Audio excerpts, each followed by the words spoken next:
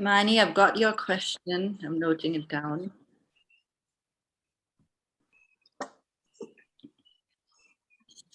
Abha, should I tell Ritu to start? Sure. We're both here. We're happy to go. Yeah. Good afternoon, everyone. Welcome to today's exciting session with Vinita Bali, a global business leader. A leader par excellence, Vinita Bali, for her, the journey matters more than reaching the destination. She has extensive experience in successfully leading large companies, both in India and overseas. She has worked with eminent multinationals like the Coca-Cola Company and Cadbury Schweppes PLC in a variety of marketing and general management roles in the UK, Nigeria, South Africa, Latin America, and the USA, in addition to being the managing director of Britannia Industries Limited in India for many years. She was chair of the board of directors of the Global Alliance for Improved Nutrition. She's a non-executive director on the global boards of Cognizant Technology Solutions and SATS Limited. Besides these, she has been a non-executive director on several other boards in India and overseas, and brings a global and pragmatic perspective to strategy, marketing, innovation, and operations. In 2012, Vinita was among 27 global leaders appointed by the UN to help improve maternal and child health as part of its Scaling Up Nutrition initiative. She has won several awards for her various contributions to business and society. To moderate this session, we have Abha Bakaya, a business journalist, news anchor, editor, writer, and producer. She has worked for major media networks like NDTV Profit, ET Now, and Bloomberg TV India. She has interviewed many business stalwarts and celebrities. She's also founder of Ladies Who Lead, a members-only networking community of inspirational, successful women. Before we begin this session, may I introduce our national president, Ujjwala Singhania, the 38th president of FICCI Ladies Organization. She's a director at JK International and also at General Data Private Limited. Under her able leadership and guidance, Flow will reach greater heights. May I now invite Ujjwala Singhania to deliver a welcome address. Thank you. Thank you, Ritu. Good afternoon, everyone. A quote attributed to Alan Ashley Pitt resonates very strongly today. If you follow the crowd, you will likely get no further than the crowd. If you walk alone, you're likely to end up in places no one has ever been before. A warm welcome to this very special webinar with a woman leader who has not followed the crowd, but has the entire crowd follow her. Vinita ji, it's my privilege to welcome you on behalf of Flow. When we talk about women who have dreamt big and have achieved success with their grit, passion, and hard work, Vinita Bali's name will be amongst the top ones. Best known for her transformation of Britannia, she's a global business leader with extensive experience in successfully leading large multinational corporations in senior business and marketing roles. Former Chief Executive Officer and Managing Director, Britannia Industries Limited, and former Vice President, the Coca-Cola Company, Ms. Bali now spends her time on boards that she's passionate about and is deeply focused on sustainability, nutrition, and performing art. In her own words, leadership is about what you do and how you do it, not what you say. A successful leader must understand and manage internal and external social changes to ensure survival. To move forward, to achieve, to make progress within and outside their organization. Our business can be a platform for effective social change and inspire one another to be socially responsive while looking at other economically viable. With a history of 38 successful years of women empowerment initiatives, Flow has been able to build a formidable network of motivated and talented women, which in turn contributes towards a more enlightened and strong society. This year, my focus is on empowering women by facilitating an enabling environment that promotes entrepreneurship, industry, participation, and economic development of women. As a collective voice of women industry members across the nation, we completely believe that creating a culture of change makers is at the heart of human empowerment, not just women empowerment, and at the same time facilitating business successes. We look forward to hearing from you today, your experiences as an innovative leader facilitating social change, and also your journey as a woman transforming the corporate world. Vinita ji, as a token of our appreciation and gratitude, we have a virtual moment for you. May I request the IT team to share it on the screen.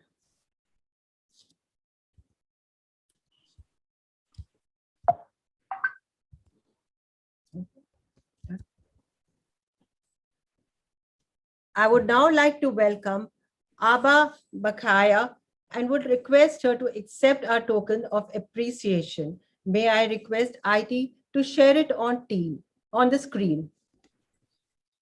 Thank you. That's lovely. Aba, I request you to take over the session from here. Thank you. Thank you so much, Ujjwala. How lovely for you to put all of this together. Thanks to the team at Flow. And, we're always very pleased to partake in some of these very inspirational discussions and events. And a particular pleasure today in conversation with Miss Bali. And I'm going to take the liberty of addressing you as Vinita during the chat. Vinita, post-Covid, everyone has taken a relook at the nature of leadership. What it's really come to mean has come under a lot more cynicism, how leaders have been able to be effective during a time like this, how going forward, perhaps what will be expected from a leader is now going to be different to what it was pre-Covid. How would you describe some of the key changes, whether it be a more empathetic leader, a more one that is more aware of the meaningful impact that his or her company can actually have and be a little bit more cognizant of that? Are these some of the changes that will be key? What else has changed in terms of the nature of leadership? So thank you, Abha, and I'll get to answering these very important questions that you've raised. But before that, I don't know if we'll have an opportunity. I wanted to thank, Ujjwala, and Jyotsna and everybody else who's part of the FICCI Flow group for giving me this opportunity. And this is really about an exchange of ideas. I can share with you what has worked in my experience, what has worked for me, what were the circumstances under which it worked. And I think at the end of the day, all of us have the wherewithal, frankly, to chart our own path. I think it's a misnomer to think that only some people can chart their path. In fact, all of us have the opportunity to chart our path. We just need to, give ourselves that push. But before I get there, also, I just wanted to say thank you very much. Nothing would have delighted me more than the trees that you have planted. And if I could start with a story, for the last almost 10 years, the only gifts my friends have got from me are trees.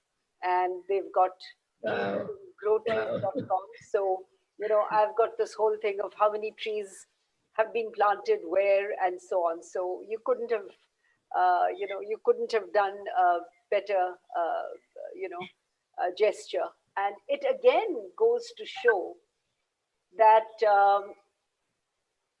Usually in sessions like this, I would have flown in, we would have been in some hotel, you would have given me some memento, and, that memento would have come back home and it would have gone into a cupboard of mementos that I have. And, so yes, definitely somebody would have benefited. But, just the simple gesture of planting a tree does so much. Of course, it creates happiness amongst all of us, but think of all the things it does for the environment as well. So thank you very much. Appreciate it. Which is a good segue into the question that Abha has started with, and that is, how, if any changes will come in leadership. Actually, my thought is that the fundamentals of great leadership, effective leadership, good leadership have not changed. It's just that we forgot about some of those things. It's just that we were so carried away by looking at this and that and valuations and what is happening to the stock market and travel abroad and all kinds of distractions in our life, that we really sometimes move away from those core ideas, those fundamental principles that actually are fundamental and core primarily because they don't lose their relevance. It's like saying, will integrity ever lose its relevance? Will hard work ever lose its relevance? I don't think so, or certainly I hope not.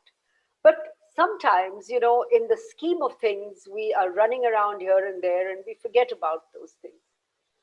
And I'm glad you asked the question about leadership, because very often people ask me a question on what makes an effective leader. And I say, I don't know how to answer that question, because it's not about leader, which communicates a title or a position or something like that. Whereas what we're really concerned with is behavior. So leadership is behavior. It's a verb. It's not a noun. And that behavior is about, doing things in a manner which is responsible not just to yourself, your society, your community, your country, but also to the environment. I think planting of trees is a wonderful example of that. I think leadership is about taking accountability and ownership for making something better than it was. Leadership is also about making the right choices. Leadership is about being inclusive. Leadership is about character at the end of the day. What distinguishes people under stressful, difficult circumstances, I believe, is their character. So people of character will not succumb to any shortcuts, any temptations, and will always make a decision which is right in a larger context. Those of us who come from an economics background, we all learnt about welfare economics, which is, you have to do something which is for the good of many, not just for the good of some people. So I don't think the fundamentals of leadership have changed. I think what this has brought into question is how far we had moved away from empathy. What it has brought under the spotlight is how little thought we were giving to so many things, to the people around us, to people we work with, people who work for us, people who we work for, the migrants, the artisans, the weavers, the flower ladies sitting outside a temple, the vegetable wala, the fish market. These are people who make life very simple and easy for us. These are people who are employed. They are self-employed. 85% of India is self-employed. And therefore, when there is a shutdown that we have envisaged, nobody's stepping out, so nobody's going to a temple, so nobody's going to buy flowers from me if I used to make my livelihood selling flowers outside a temple. I think that is the realization. The other realization, which was very big last year, was how much our cities and how much all of us are dependent on what we call migrant labor. And I was always baffled. Why are they migrants? This is their country as much as it's yours and mine. You know, in a sense, we are all migrant. I mean, I'm not from Bangalore. I was born in Delhi. I moved to Bombay, and then I moved to Bangalore. So I'm a migrant in Bangalore. But we never paid much attention till we saw hundreds of thousands of them, just leave the cities and actually walk back. So I think leaders, all of us, because we are all, we all have leadership responsibilities and leadership abilities. We have to step back and think, how connected are we to the world around us? We have to stop back and think how much, how do we relate to things around us? What are the things we take for granted, which we should not? How many things are we grateful for? So it's a very long answer to a short question, Abha, but hopefully it'll prompt many more questions. No, And I'm definitely. seeing a very old friend, Ragini Chopra, on this. We go back to Bombay and days in a hostel, Ragini. I think I know Ragini as well, if it's the same Ragini. But I can't see at the moment. She just popped up on my screen. So actually, I was, it has led to a couple of questions. I wonder, without getting political, if one can take the example of how the government handled the crisis, particularly, you mentioned migrants, because there's a question that's come in saying, what's your take on the government? So without necessarily getting political, but in terms of, as an example of leadership, maybe let's take that question and get your perspective on it. Yeah, I don't think there's anything political about it. Let's look at it from the lens of effectiveness. Effectiveness means doing the right thing, doing it on time, and doing it well. This is true of a CEO of a company, the director of an academic institution, the leader of a country, the head of an NGO. And if I look at it, and if any of us looks at it from that lens, obviously it was hugely inadequate. It was not well thought out at all. All of us are sitting here and we think about businesses that we are running, or even our homes that we run. We plan for things in advance. It's not random. It's not suddenly something happens. So the inability to foresee what kind of circumstances you're likely to face, the inability to put in place a plan to handle those things, the inability to actually empathize with people. I mean, we all know that there are, every construction worker in every city is a migrant. So if you say everything is coming to a stop, where do these people go? Why did we not think about saying that, okay, we will for the next 15 days run buses and trains, from these train stations or these bus terminals to take you back home to where you are. Think of each one of us. Several of you would either have your children studying abroad or children of friends or relatives or whatever. What is the first thing that people did? Whoever could say, the universities in the US, I have a niece who was studying in the US, and they said, well, you've all got to go back home. And, these people were migrants as well. They came back from the US to whether it was India or Singapore or whatever. So everybody planned this well. And we are seeing that pattern, not just in the case of what happened last year with migrants, but, take this whole thing of vaccination. Now, we know how many people there are in India. We know how many vaccines we need. We know the lead time that is required for a vaccine. And why do we have to go through so much of trauma and so much of stress before getting a situation under control? So I look at it not from a political lens. I look at it from the lens of effectiveness. I look at it from the lens of responsibility. I look at it from the lens of accountability. And on those parameters, it's not been good at all. this was a company and I was the CEO, my board would have fired me by now. Yeah. Putting it very, very bluntly and very clearly. Absolutely. Ujwala, I'd like to bring you in because I know Ujwala had a question and she had brought up a recent PwC report and the number of women in leadership. It alluded to that. Ujwala, why don't you take that question? Okay. First of all, in the recent in the recent PwC reports, it is said that the share of women CEOs in the companies globally have dropped drastically.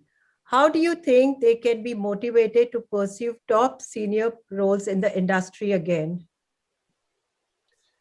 You know, Ujwala, as you and I also briefly discussed, I look at this as less about being a challenge for women.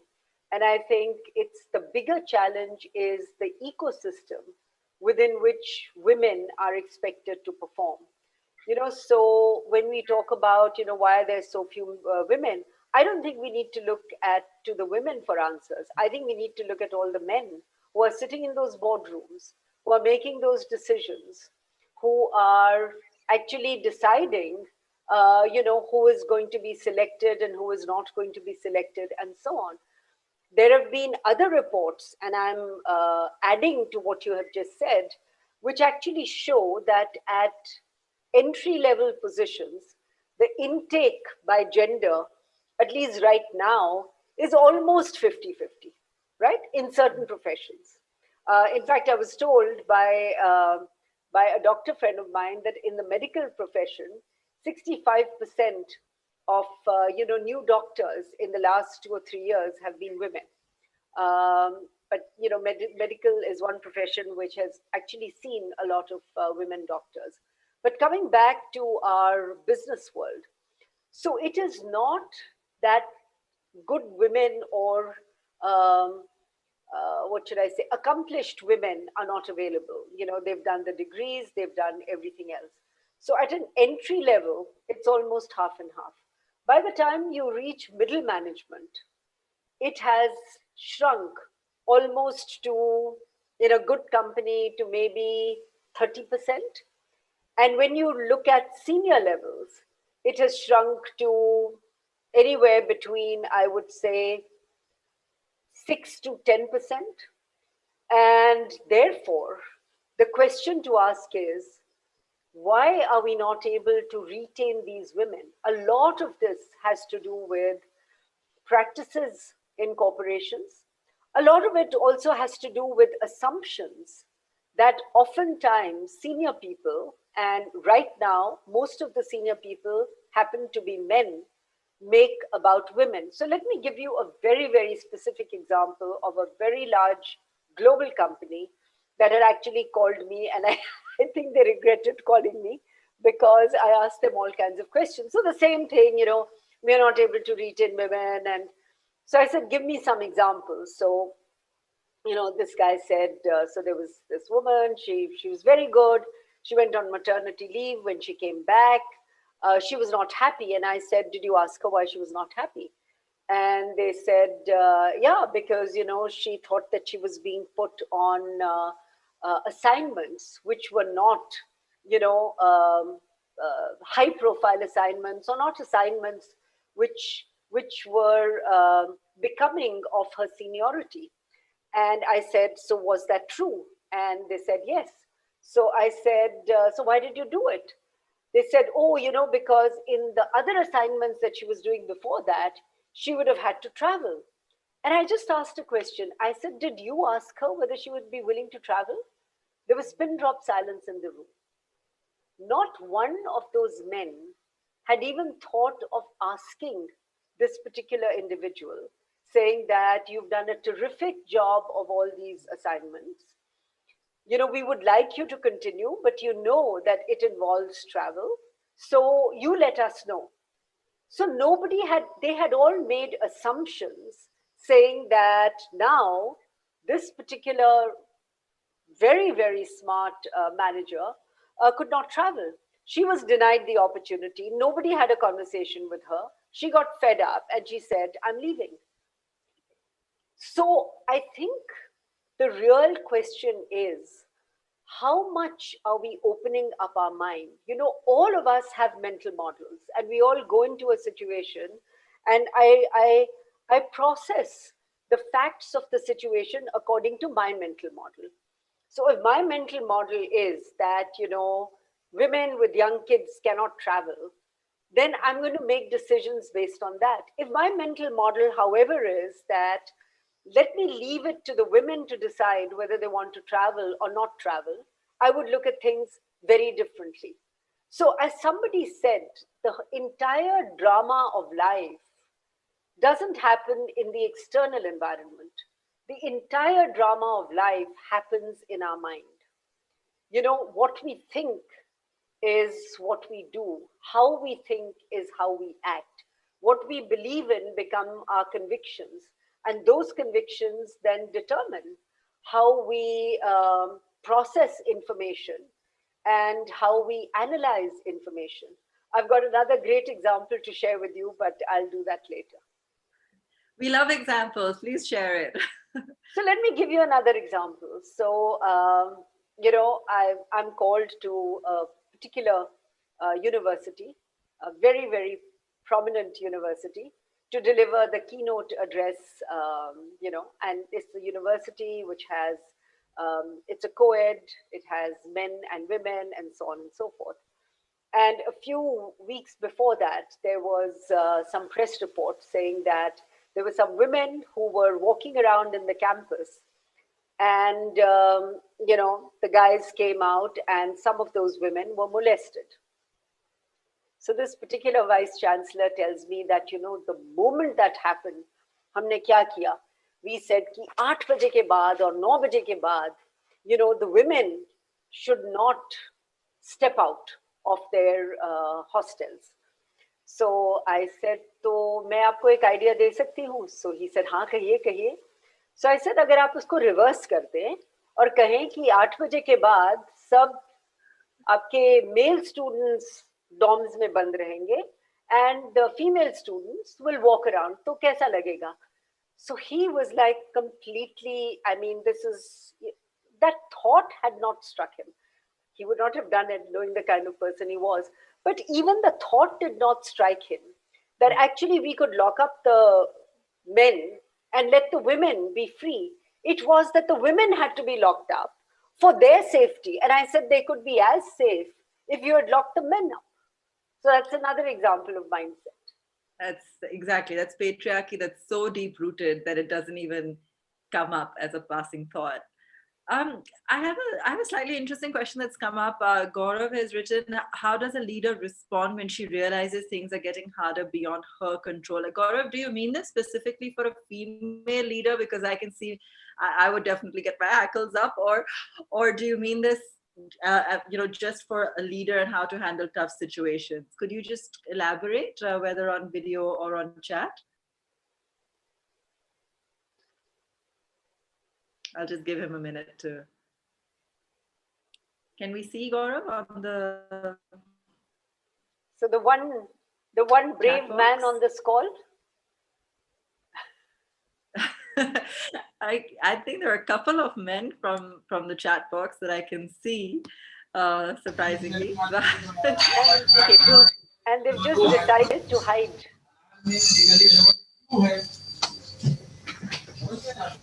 Go ahead. Good afternoon, ma'am. Yes. Hi, yeah. Ma'am, I would like to ask that how a true leader responds to a situation when he or she finds that things are getting harder and he or she has a very little choice to do. Particularly during COVID situation, suppose a company is laying off its employees and the leader finds that he has very little choices to make, and it is very, very difficult for him to retain that particular employee. So in that particular situation, how a leader responds? Actually, first of all, I want to say to everybody, not just to Gaurav, that, you know, leadership, as I defined earlier, is a behavior. So leadership is actually gender agnostic, because, you know, how do you How do you put a gender to responsible behavior versus irresponsible behavior? So leadership is what we are really talking about. And I have seen so many examples, and I can give you so many examples of companies that have made the tough calls. Part of the responsibility of leadership. Can I request people to put themselves on mute? I can't hear anything. So part of the responsibility of leadership is the ability to make tough choices, because if you don't have the ability to make tough choices, you will never be an effective leader. So some of those tough calls, and let's look at it this way, companies, and I'm making a generalization, obviously, companies have more resilience than individuals. I can give you examples of many companies. Early on in the pandemic, well-run companies that had lines of credit with the bank, they all went to the bankers and got got money or got liquidity into the company to deal with these situations. There are companies who took decisions that the senior leadership would take a cut in their salary or would not take a salary, so that people at the more junior level or the workers would be taken care of. There are companies who decided to borrow because companies can borrow and individuals cannot. So I think those choices have to be very thoughtful and very deliberate choices. If we accept one thing, that this situation is not going to last forever, then the question becomes, for what period of time do we need to build, P&L resilience into the company to be able to withstand the tough situation and tide over it, so that when the good times return, we are back in business. So it's not a question of, do we lay off people, do we not lay off people? And even when you have to make that very tough call to lay off people, there is a way in which you lay people off. There are many companies that, bridge you to several months of salary. There are, many companies that take care of your other expenses. So again, it depends on the size of the company. Now, there are crores of, micro and small and medium enterprises that employ 5 or 6 people. I'm thinking of weavers and artisans and so on and so forth. Obviously, what I have just said doesn't apply to them, because for them, it is a question of their livelihood. So again, it depends on what India or what part of India are we talking about. The formal sector, the formal companies have enough means to work their way through this crisis. It is the informal economy which gets very badly bruised. And it is that informal economy, which we really need to figure out and say, what is the best way to give these people confidence and comfort that their business will one day return.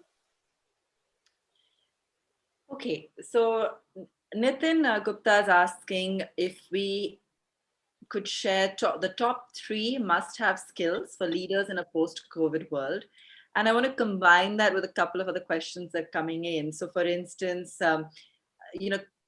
in case some of those skills are also, qualities like empathy, are there ways in which you can inculcate those? I mean, how do you create is asking, how do you actually create it as a feature, as a writing feature in an organization, or a must-have, for effective leadership? So we are using the word skills very interchangeably here. Yeah. So let me first isolate what we mean by skills. So there are certain functional skills, which is, if I'm the CFO of the company, I should have accounting and finance knowledge. If I am running a manufacturing unit, I must have engineering knowledge, and so on and so forth. Those skills I would call are functional skills. Those are necessary but not sufficient in a leadership role. The second thing, and those are the more important skills, is what is called leadership skills. Those leadership skills are things like your adaptability, your ability to foresee a situation, your ability to listen empathetically, your ability to collaborate and work with a whole lot of other people to address a situation that requires, multidimensional sort of addressing. Those are the kinds of leadership skills that will be in greater demand. Those leadership skills were always there. It's not that suddenly COVID has revealed that the world needs some new skills. COVID has simply revealed that a lot of the skills that the world needs, the world had forgotten about. And this was a great reminder to say, look, you cannot deal with people unless you're empathetic. You cannot deal with people unless you're compassionate. You cannot deal with people unless you've got a mental model that enables you to see things comprehensively and from different points of view. You cannot deal with people if you're only selfishly thinking about yourself. You cannot take the environment for granted. You cannot unscrupulously cut down trees and expect that there will be no impact on the environment. What we had forgotten are the relationships in this beautiful planet and this beautiful world that we have.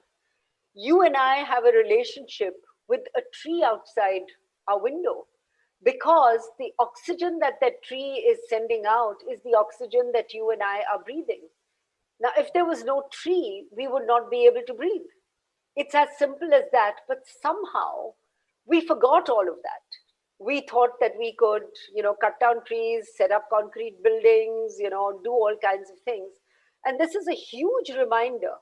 This, together with climate change, that is going to have a far more significant effect for us to say that, it's not our selfish desires that the planet was created for.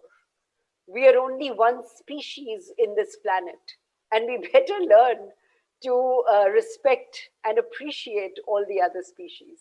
I think that is the big reminder of this COVID. So there's a really interesting question that's come in from Malu, and she's asking, is it perhaps time to do away with the victim mentality as women, and what more can we do in order to change the playing field for ourselves? I'm paraphrasing a little bit because the question scrolled higher, but that's the essence of it. Yeah, I completely agree. If we play the victim card, where is it going to get us? We have to play a card of equals. We have to play a card of fairness. We have to play a card of equity. And, it all starts with the environment at home. Some of you may have daughters or nieces or, kids of friends and nephews and so on.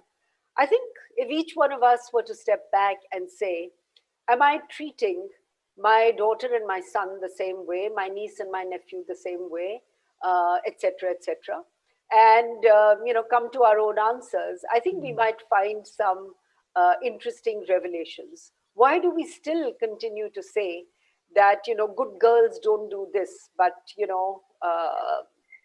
I don't know what good boys are supposed to do, but good girls can only do these things? Why can't it be good children? Why can't it be, so the moment you seed that there is a difference in the home environment, then that gets multiplied in the school environment, in every other environment, etc. But the moment you say that, look, there is no difference. If your brother is climbing the tree, please go and climb the tree. If my brother wants to play with the doll, let him play with the doll. I think he will learn a little bit more empathy playing with dolls rather than not playing with them. So I think we have put ourselves in such, such tight boxes, which is, women have to do this and girls have to do that and boys can't do this and men can't do that and so on. I think if we create an environment where we truly treat everything as equal, whether in home or in school, or and stand for that fairness and equity, I think things will change. But if we ourselves are perpetuating that, then how are things going to change? So I think the time has come to stand for yourself. I think to, those brave men on this call, I think you have a very important role to play. I keep saying that if we simply had, not just in India, but around the world, more and more what I call dangal dads, for those of us who've seen the film. Dads who say, I'm going to stand by my daughters and I'm going to give them whatever opportunity and I'm going to allow them to experience whatever they want to experience. I think we will be talking about a very different world. Got a lovely comment coming in from Swagatam saying, I didn't imagine this would be such a candid and ruthlessly factual discussion on everything that leadership entails. It's delightful to listen to Vinita and affords me the confidence of being in enlightened company. Lovely, thank you. I have a couple of questions coming in from committee members. I think that one of our past presidents, Nita Butra, is wanting to ask a question. Nita, would you like to go ahead? You're on mute. You're on mute. You're still on mute. Somebody needs to unmute her. Is that what she's saying? I can't. I'm on the. Can't see.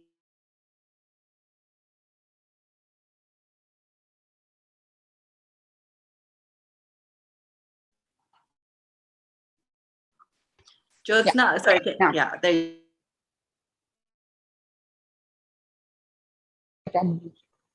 go ahead, Nita. Yeah. Good afternoon, Vinita ji, and to everyone. Actually, it has been a delight, Abha. I agree, 100%. What a delight, and superbly candid. We've learned so much, the perspective, and it's been wonderful. And Vinita ji, you are an inspiration. You lead by example, and we all are great fan of yours. And thank you so much, Ujjwala, for having Vinita ji with us today. So, Vinita ji, you've told us, given us so many perspectives on empathy, on how to bring up children, so many things. What I wish to know is something that is very close to your heart and a mantra that you would like to give to all of us who are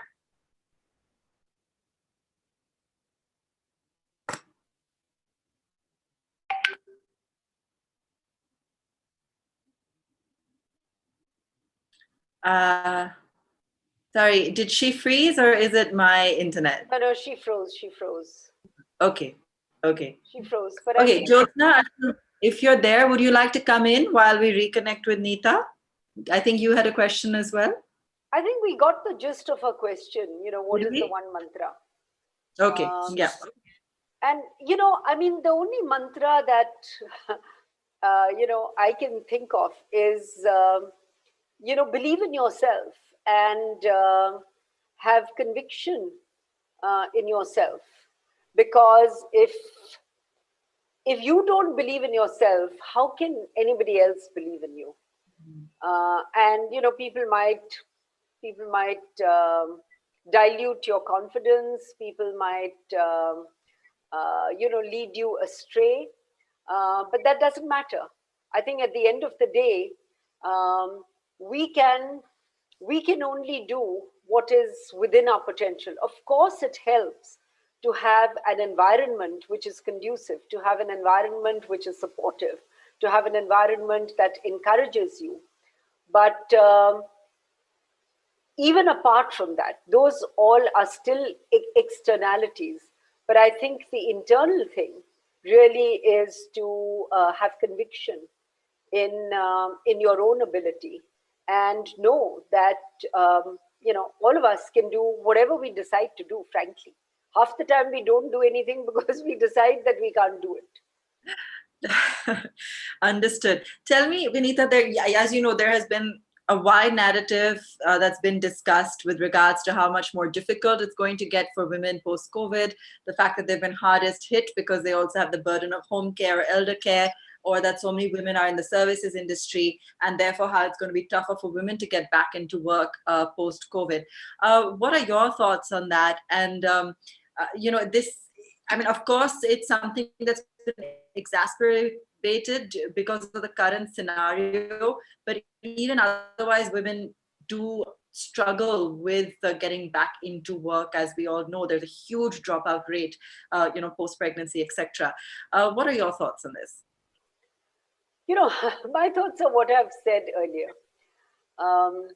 Women really get the worst end of a situation like this. And this is not the first time. COVID has not created this. It existed before COVID. COVID has laid bare many things that are wrong in our society. It has laid bare many things, for example, that are wrong in our healthcare system. So COVID has shown us an X-ray, if you like, of the innards of our healthcare system, our social security system, our social system, how we treat women, how we treat children, and so on. So it's put a spotlight on society. Now, I don't think we have to be that negative. It has also put a spotlight on the very beautiful things of society, where people have come forward to support other people, where individuals have come forward to support other individuals. So it's not as though everything has been negative and everything has been unfavorable and everything has been bad. But I think women, and this is true of women around the world, have the toughest time because, a lot of people believe that if one person has to work, then, it has to be the man in general. It's not true in every case, but in general. So I think the only way society will change is when we change our behavior. Because what is society? We are society. I can't say society is all of you except myself.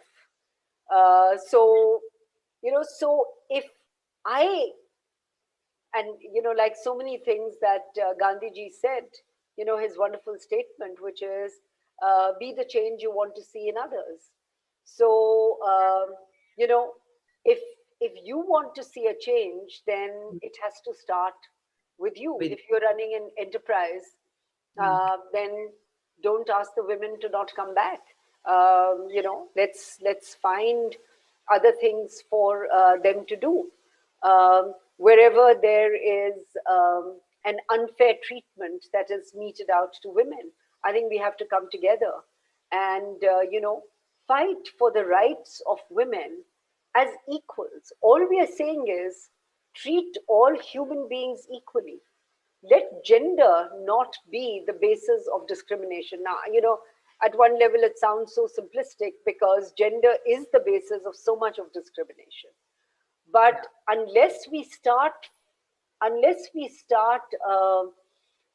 claiming our rights from the little things, the big things will not happen. So you can't say, let me ignore the little things and somehow expect the big things to take care of themselves. No, you have to put your foot down on the little things as well so that they don't become the big things. So there are lots and lots of questions coming in. I'm going to try and take as many as possible. This is an interesting one.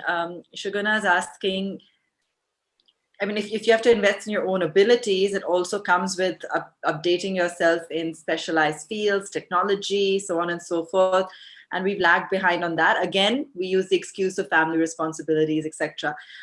Again, I want to add to that. If we're heading into Industrial Revolution 4.0 here in India, and we've made such a huge hue and cry about it, critical facets of that, and you've talked about some of them, of course, in terms of, for instance, where we source products from, sustainability. The other aspect is technology, so on and so forth. How can women be a bigger part of this? Are there ways in which they can invest in themselves, or find peer support, professional networks? How would you advise them to do what it takes to really get up that ladder?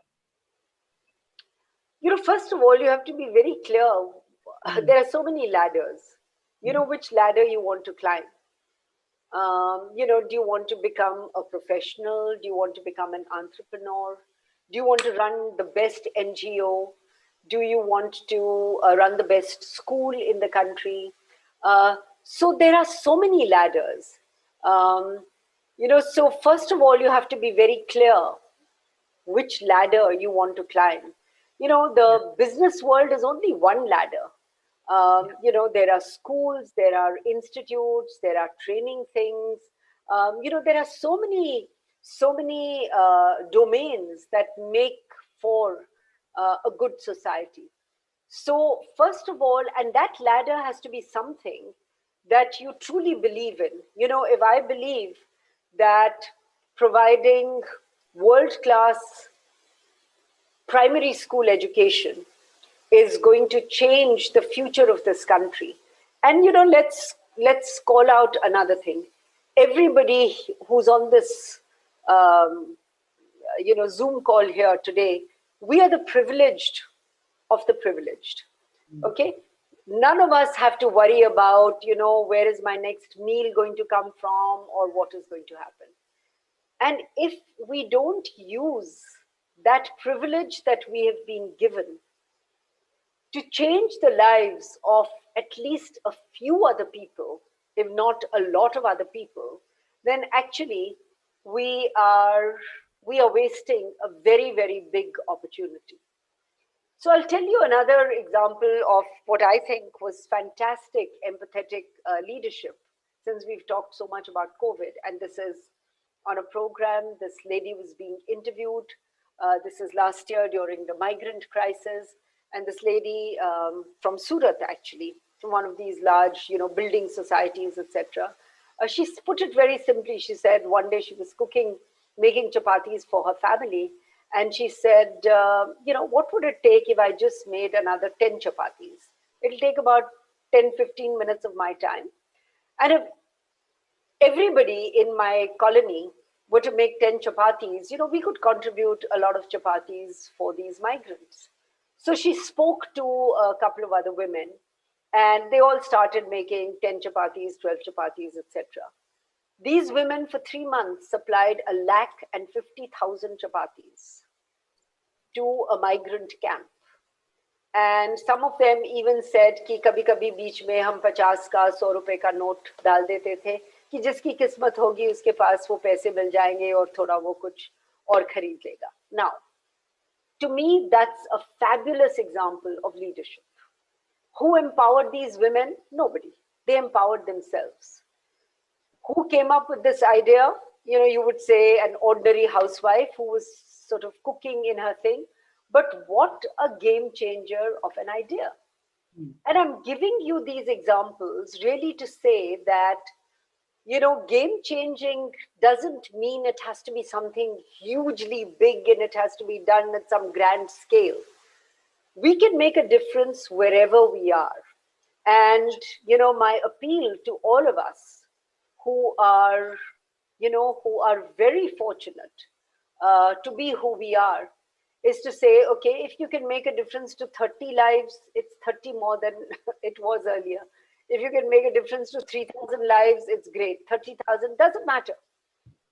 But if you can influence forever a change for the better in somebody's life, whether through giving them employment, education, other opportunities, that is a lasting contribution to society. Vinita, I'm going to come in here now. My question was, I've always felt that it's time we shift our focus from empowering women to empowering men instead, so that they understand, respect, and learn how to deal with empowered women. And women only need to embrace the I or me in the woman, that they believe they need to acknowledge that. Do you think we also need government policies to bring in this sort of change in social conditioning? Yeah, I mean, government policies is one thing. And, policies do influence behavior. I think the word, the fact that somebody believes I can empower somebody else, it's also a fallacy. It's like saying, can I motivate you? I can't motivate you. I can only motivate myself. I could inspire people to do things differently, but I cannot motivate you. We motivate ourselves.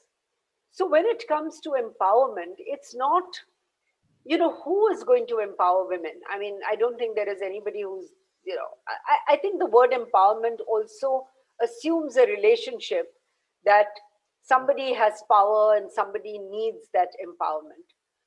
I think if we ask the question differently and say, what is the conditioning that we are brought up with? And if we start at the root cause of that conditioning, then perhaps we will get somewhere else. And that is why I actually believe that in all the relationships and equations, if men in their roles as dads were to simply take an attitude of, I am going to give my daughter the same opportunities as I'm going to give my son, which doesn't mean to reduce the son's opportunities, which means give the daughter additional opportunities. Then things will change. If parents decided to stand by their children, things would change. If spouses decided to stand by their spouse, things would change. So, children don't know anything. Children only learn because of the conditioning, because what they've seen in their families, because what they see around them. And therefore, another thing I keep saying is we keep getting trained for everything. I have to be trained to be a teacher, I have to be trained to be an engineer, but I don't know if anybody trains you to be a parent. And every parent I know has learned by their own trial and error. So the question is, how can you be responsible? And all of us urban women are sitting here and talking on these video calls. I'm sure several of you work in rural areas. Most women I speak to in rural areas tell me one thing. They say they are very clear that they don't want their daughter's life to be what their life was like. And therefore they see education as the way out of this drudgery. And therefore, you talked about government policies. When the government started Sarv Shiksha Abhiyan and so on and so forth, we found the enrollment in schools of girls went up. Now, the government can do things like Sarv Shiksha Abhiyan, give you midday meals in schools, etc. But at the end of the day, it is the parent who has to make sure that their daughters and sons are actually enrolled in schools.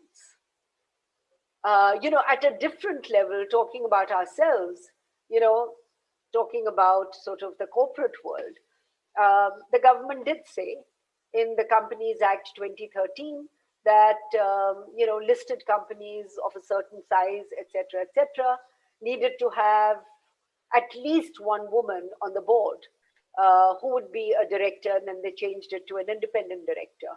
Now, those are the kinds of things that legislation can do. But individual behavior, only individuals can change. Okay. We're almost out of time, but I want to just ask you a couple of more questions. I also know that we still have a couple of committee members that do want to jump in as well. There have been a few questions that have come in on women on the board, and particularly how to handle situations if you're the minority member.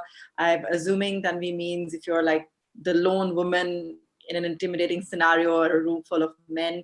I don't know if she'd like to elaborate on her question. If you do, then unmute yourself. But she has sent it about 2-3 times, just trying to understand how best to handle or maneuver board situations where you feel you're in the minority. First of all, why are you even thinking about minority and majority?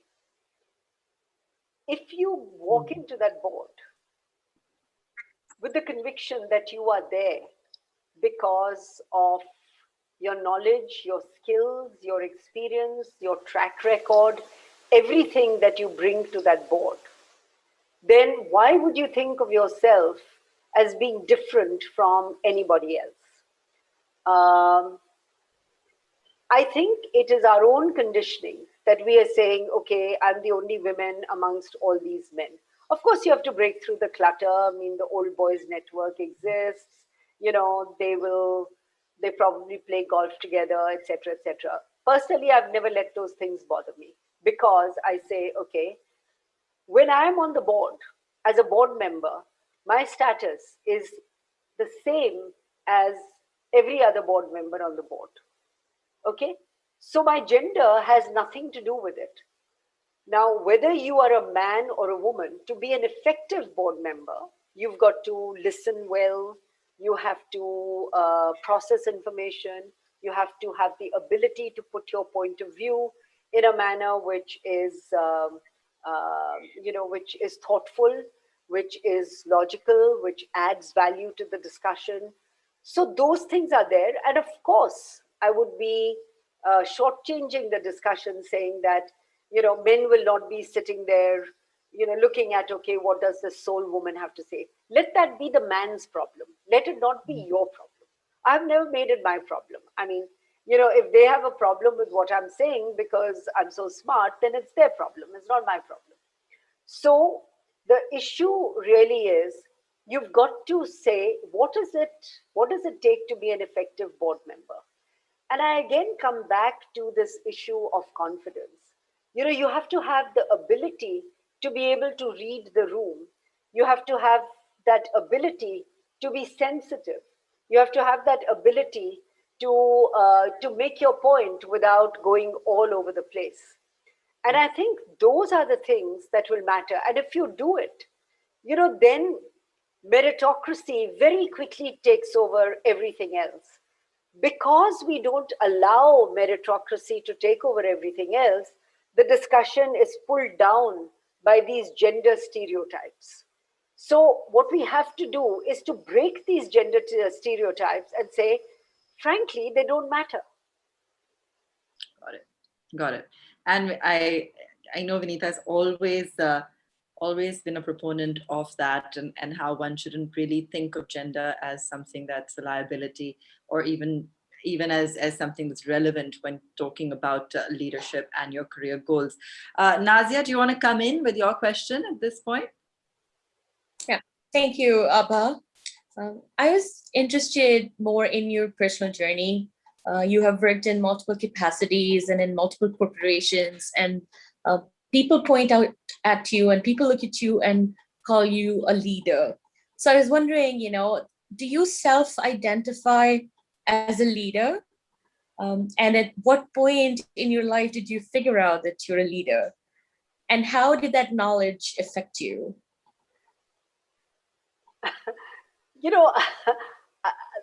This leader is something that other people call you. I mean, do I think of myself as a leader?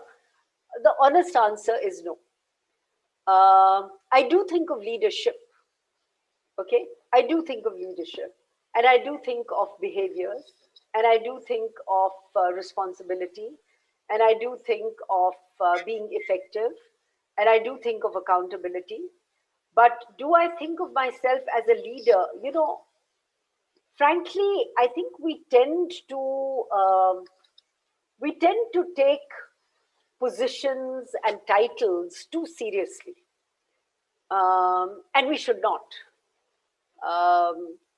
And so, again, I mean, in my case, for example, when I was in school, I was the head girl of school. I was the president of the students' union. I was, but did I think any of those things as being, superlative or that made me different? The answer is no. And, I never worked on myself in terms of saying, what does it take to be a leader? But I worked on myself to say, what does it take to be effective? Nice. Absolutely. Talking about, I mean, I know the question was about your own journey as a leader, but when also looking at the next generation, and there were quite a few questions on building a team, finding the right people, inculcating future leaders. Anything that you'd like to share with us on that and how organizations can really do this more consciously? No, I think those things are absolutely important. I think the first thing we have to realize is that there is no organization that is dependent on a single individual, no matter who that single individual is. You could be the founder of the company, you could be the founder's child, you could be, a great professional, etc. So first of all, I think the moment you accept that you are not indispensable, in fact, nobody is, it takes a huge burden away from you, which therefore means that successful organizations, whether those are commercial organizations, academic institutions, NGOs, anything else, successful organizations are successful because over a period of time, they have developed certain capabilities. And those capabilities include putting the right people in the right slots or places. As I said, if you're looking for the head of finance, you will certainly go and recruit a chartered accountant. It is very unlikely you will go and recruit someone who's done MA literature to be your head of accounts. So, I think it's about finding the right slot for the right individuals. But very much more important than that is also what I call process. Process is how things actually work in an organization. It is no longer that there is a boss, then reporting to the boss are 3 other people, and reporting to these 3 people are 9 people. There is no organization that gets work done in those vertical structures any longer. Work is done in ways that are very collaborative, oftentimes, across physical and geographic boundaries and so on. So therefore, you need the right people for the right job. You need the right process or the right processes in place. You need the right structures. By structures, I don't mean who is reporting to whom, but the structures in terms of how will work get done? What are the metrics that we will measure to tell us whether something has been successful or not been successful? And the last thing in this whole thing of capability is culture. What is the kind of culture that you've got in this place? Is it a culture which is inclusive? Is it a culture that is welcoming of ideas? Or is it a control and command culture? Is it a culture that gets the best out of people? Or is it a culture where people do work because they are fearful? These are very, very different organizations. So you have to define what kind of organization you want to put in place. Get like-minded individuals. As somebody said, you can have the best strategy, but people say that culture will have strategy for breakfast any day, which means that your best strategy will achieve nothing if you've got a culture which is not collaborative, if you've got a culture where people are not supporting each other, if you've got a culture which is very siloed, because that is not how the natural world operates, and that's not how organizations which are living, breathing organisms can work. Ujwala, I think you have, I know, Vinita, we're over time. So just one last question. Or Ujwala, if you'd like to close with, I know you had one more question.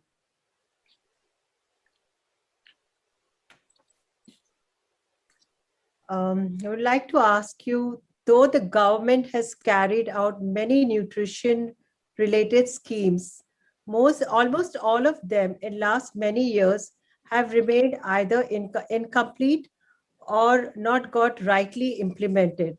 How, in your opinion, can this issue be resolved? And where do you think Flow can support these schemes? I think that's an excellent question.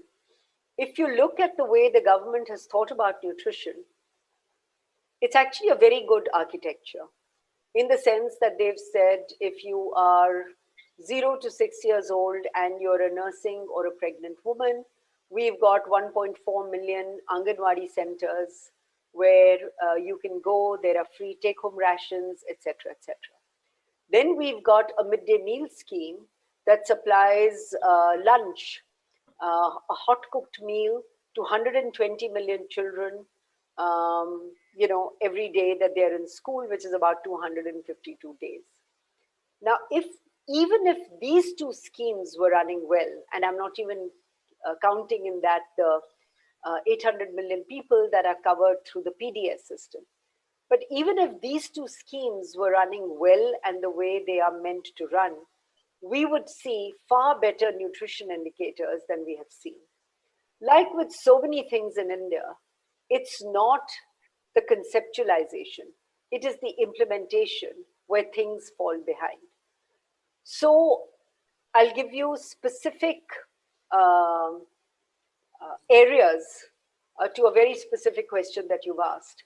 Suppose, Ficky Flo were to say that in the areas where we've got our members, etc., etc., we will, within, 20, 40, 50, 100 kilometers of that, work in public-private partnerships to resurrect what is happening and what should happen in the Anganwadi centers as well as part of the midday meal.